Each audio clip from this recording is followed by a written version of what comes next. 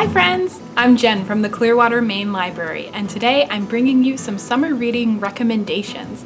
Every year, the Association for Library Service to Children puts out summer reading lists for all different ages. We're going over picks from the list for grades 3 to 5 today, but if you want to see more reading lists, you can visit www.ala.org/ALSC/booklists. We'll have it linked down below. Now let's get into the books.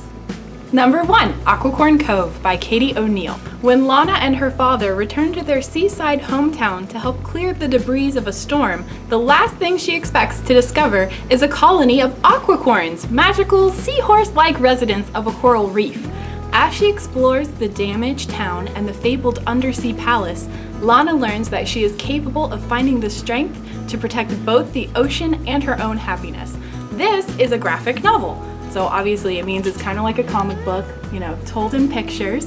And if you enjoy the way that Katie O'Neill tells a story, you might also like Princess Ever After. This is a fairy tale retelling, kind of like a fractured fairy tale that takes two princesses and the friendship that is formed. She also wrote the Tea Dragon Society series.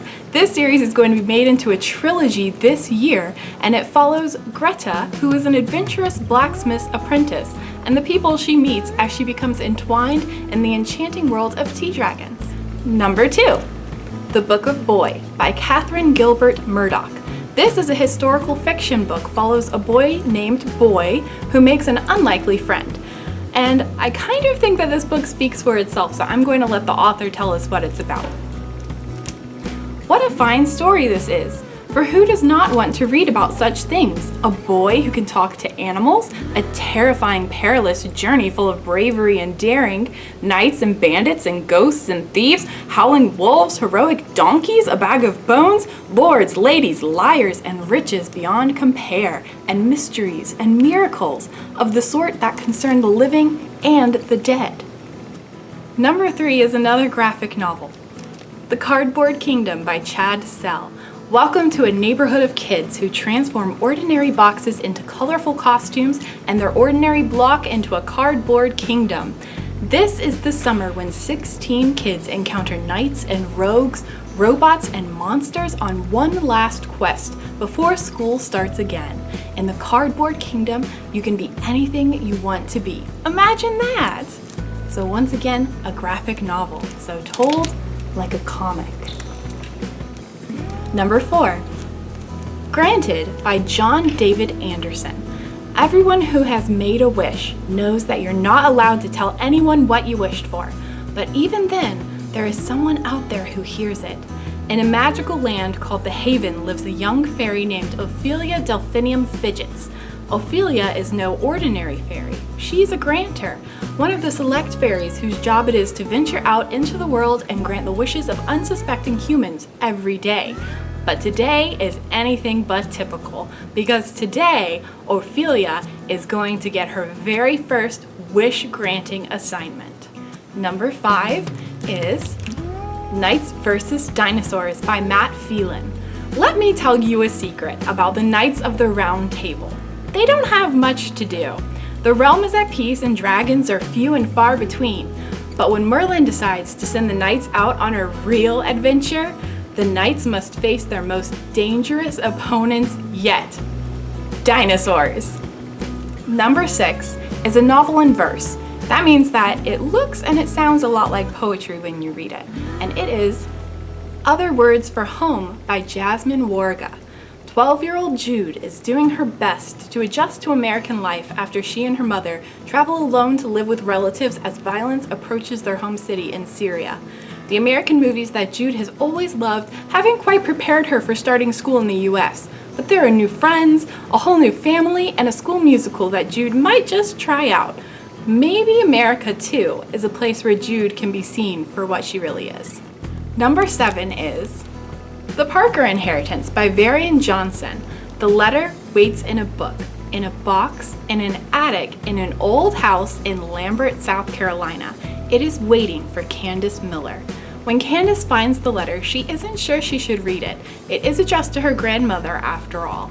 But with the help of Brandon Jones, the quiet boy from across the street, she begins to decipher the clues in the letter. The challenge will lead them deep into Lambert's history, full of ugly deeds, forgotten heroes, and one great love, and deeper into their own families with their own unspoken secrets. Can they find the fortune and fulfill the letter's promise before the summer ends? Number 8 is Sarai and the Meaning of Awesome by Sarai Gonzalez and Monica Brown. 4th grader Sarai Gonzalez can do anything. She can bake, dance, and even runs her own cupcake business. But when Sarai's grandparents are forced to move, even Sarai's not sure what to do. She hatches a super awesome plan with her younger sisters and her cousin to buy back the house. But houses are more expensive than she ever thought. Her sisters won't listen and she's running out of time. Will Sarai find a way to save the day? You might have seen Sarai Gonzalez before. She starred in Bomba Estereo's Soy Yo, a music video about embracing yourself and loving your flaws. This is the first book in a series inspired by her real life. Number 9 is Twinchantment by Elise Allen. Princesses Flissa and Sarah are even closer than most twins. In fact, most of the kingdom thinks that they're the same person, because since they were born, Flissa and Sarah have pretended to be one princess, Flissara. They trade off royal duties like attending glamorous balls, participating in fencing exhibitions, and making friends with other young nobles, all while hiding in plain sight. But when the first magical attack in years puts their mother's life in danger, the girls must break the rules that have protected them in order to save her.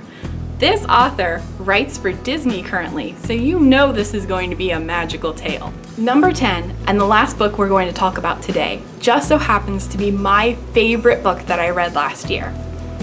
We're Not From Here by Jeff Rodkey. Humans can no longer live on Earth and now live in a space station on Mars, but the station is running out of food and oxygen.